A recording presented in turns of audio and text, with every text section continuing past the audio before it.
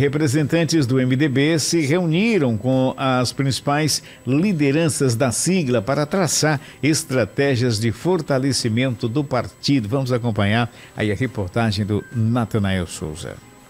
O encontro reuniu a bancada estadual e os principais líderes do MDB. Na pauta, a avaliação do resultado das eleições municipais e o fortalecimento da sigla para 2026. Nós reunimos todos os deputados estaduais do partido, todos os deputados federais, para a gente fazer uma avaliação deste pleito que se findou.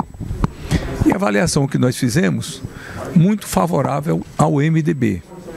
Nós somos o partido que teve o maior número de votos de prefeitos eleitos no estado, o partido que fez o maior número de vereadores.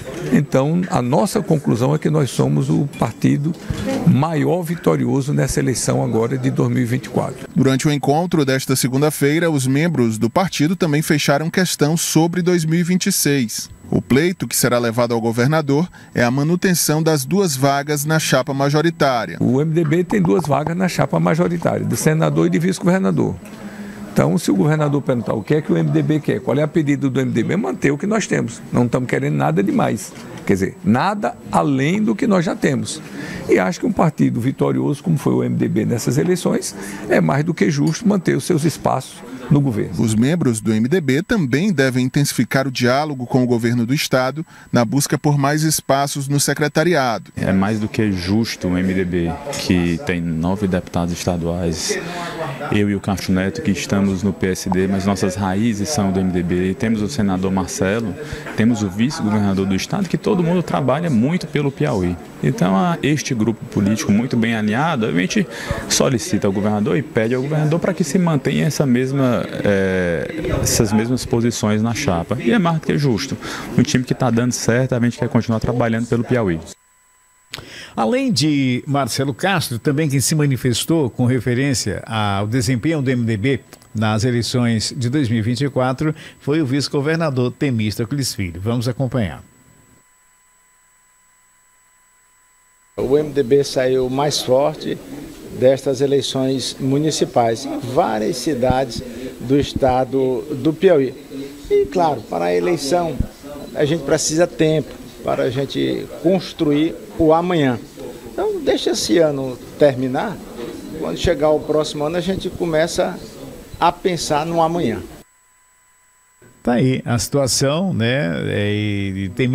Vamos então por partes, né? Vamos então aí a Marcelo Castro, depois vamos aí com o vice-governador, que ainda tem até uma fala dele aqui, mas vamos lá, Natanael, eu sei que teve por lá. Magelo, o MDB realizou ontem essa primeira reunião de avaliação do resultado das eleições, né? A primeira reunião aí que teve o encontro de boa parte da bancada estadual, também do presidente do partido Marcelo Castro, vice-governador Temístocles Filho, deputados federais, enfim, a reunião da cúpula do MDB para avaliar esse cenário e projetar as estratégias do partido para 2026. O MDB tem aí duas pautas prioritárias. A primeira, né, passa por 2026, que é manter os 2 espaços que o partido tem na chapa majoritária na sucessão estadual. O partido, naturalmente, o senador Marcelo Castro vai buscar a reeleição em 2026, né? O senador está no exercício do mandato em 2026, vai buscar a reeleição, e o partido também quer manter o espaço de vice-governador ocupado hoje por Temístocles Filho. O partido, inclusive, destaca que, pelo desempenho que teve, o senador, inclusive, fez os cálculos. O senador Marcelo Castro gosta muito, viu, João Magalhães, de sempre colocar no papel. Ele diz que, apesar de não ter superado o PSD, por exemplo, no número de prefeituras, o MDB conquistou prefeituras de cidades mais populosas e, numericamente, né, o número de votos do MDB na eleição municipal supera os dos demais partidos aqui no estado do Piauí.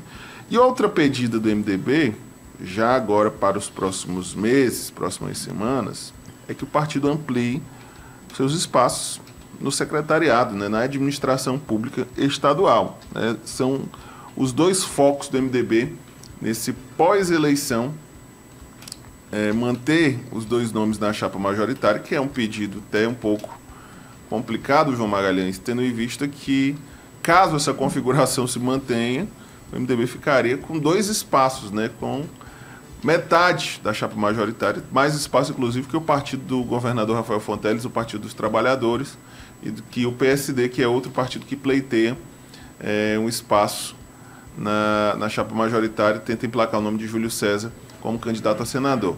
É um pedido complicado, mas o partido vai colocar a mesa para negociar nos próximos meses com o governador Rafael Fonteles até uma definição sobre 2026. Natan, quando a gente olha para 2026, obviamente que o condutor do processo, né, o condutor da estratégia, é o governador Rafael Fonteles. Não sei se você vai concordar comigo, Gustavo também está aqui nos estúdios, mas quando a gente olha para a eleição de 2026, além, claro, do espaço de governador, há um outro que é muito estratégico, né, que é a cadeira de vice-governador. Por que é estratégico? Porque, naturalmente, em sendo reeleito, o governador Rafael Fonteles, em 2026, lá em 2030, ele vai deixar o governo do Estado, é uma tendência natural, para concorrer ao Senado. E aí a gente volta àquela discussão, mas vocês já estão falando de 2030? Bom, pois é, na verdade não é a gente não, quem está falando de 2030 nos bastidores é a classe política, né? Eles falam disso exatamente porque eles vivem, né? Eles vivenciam essa realidade política e se engana quem pensa que eles não estão pensando já lá na frente, lá em 2030. Então, é de fato algo que está assim, nas rodas de discussão. E para a gente fechar essa discussão, Temístocles Filho, ele comentou também a respeito da candidatura própria do MDB, que poderia ter alterado a configuração da política atual. Você concorda? Vamos ouvir então. Vamos ouvir, aí a gente volta comentando. Todo cidadão sabe o resultado da loteria esportiva, da Mega Sena, depois. Então, eu defendia, mas já passou, não vamos advogar e falar mais a esse respeito. Tá aí, vamos então? Exatamente, Magela. Então, só para continuar nossa linha de raciocínio, então quando a gente olha para a chapa de 2026, a gente tem efetivamente uma cadeira muito estratégica, que é a de vice-governador, né? Que, no meu entendimento, Rafael Fonteles vai querer colocar, não é ninguém do PT, não é ninguém do MDB, não é ninguém do PSD. Uma cadeira como essa você não entrega para aliado, né? Você entrega para alguém que é da sua cota pessoal, alguém que é da sua extrema confiança política, administrativa, aquela pessoa que não é vinculado a nenhum partido, mas é vinculado a você mesmo, né? E aí entra, obviamente, vários nomes nessa seara. No meu entendimento também se destaca o do secretário de Estado da Educação, Washington Bandeira. Ninguém abandona a magistratura, se não for, obviamente, por um sonho a ser realizado, algo grandioso, um projeto político muito grandioso e, obviamente, que ser vice-governador, com a perspectiva real de ser governador, é um projeto político grandioso, né? O Washington Bandeira era magistrado, era juiz do trabalho. Então, essas reivindicações do MDB, por mais que sejam lógicas, né? Claro, o partido não está pedindo muito, se a gente for ver. Ele está pedindo apenas para manter o que já tem.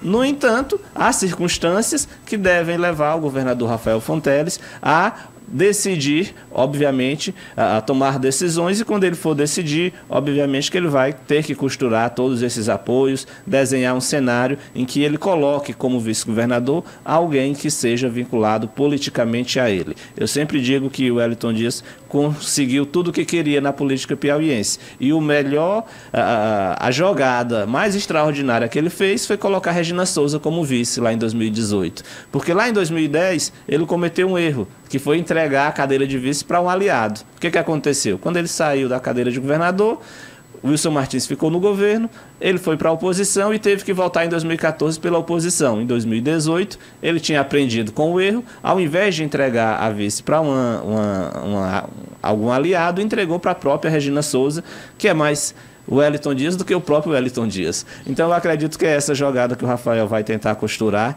e isso, obviamente, que de certa forma contrapõe com o desejo do MDB, problema para o governador tentar resolver de forma pacífica, sem perder os aliados.